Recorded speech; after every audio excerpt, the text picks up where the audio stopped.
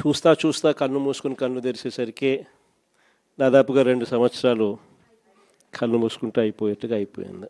మొత్తానికి 5 బడ్జెట్లు ప్రవేశపెట్టే అవకాశం రాష్ట్ర ప్రభుత్వానికి ఉంటుంది. అందులో 2 అయిపోయినాయి. మూడోది ఇప్పుడు మార్చిలో, ఫిబ్రవరి చివరిలోనో మార్చిలోనో మూడో బడ్జెట్ ప్రవేశపెడతారు. దాని తర్వాత ఇంకా మిగిలి ఉండేది 2. ఇక్కడ నుంచి ఒక 3 సంవత్సరాలు. ఆ 3 సంవత్సరాల్లో 1.5 సంవత్సరం పోతే దాని తర్వాత నా పాదయాత్ర కూడా స్టార్ట్ అయిపోతుంది.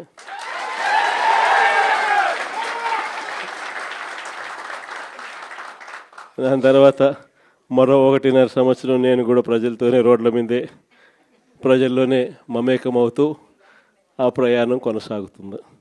ఇది మరీ ముఖ్యంగా ఎందుకు చెప్పాల్సి వస్తూ ఉంది అంటే, ఈరోజు పరిపాలన చాలా అంటే చాలా అన్యాయంగా జరుగుతూ ఉంది.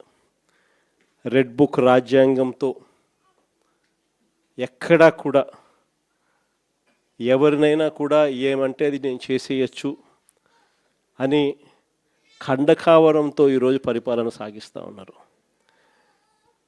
పాలనంతా కూడా అబద్ధాలు, మోసాలు. ఆ అబద్ధాలు ఆడుతున్నావయ్యా, మోసం ఎందుకు చేస్తున్నావయ్యా అని చెప్పి గట్టిగా నిలదీస్తే రివర్స్ ఉల్టా కేసులు పెడతా ఉన్నారు. పోలీసులను పంపిస్తూ ఉన్నారు. పోలీసు వ్యవస్థ ఎప్పుడు చూడని విధంగా దుర్వినియోగం అయిపోయిన పరిస్థితులు మొట్టమొదటిసారిగా చూస్తూ ఉన్నాం.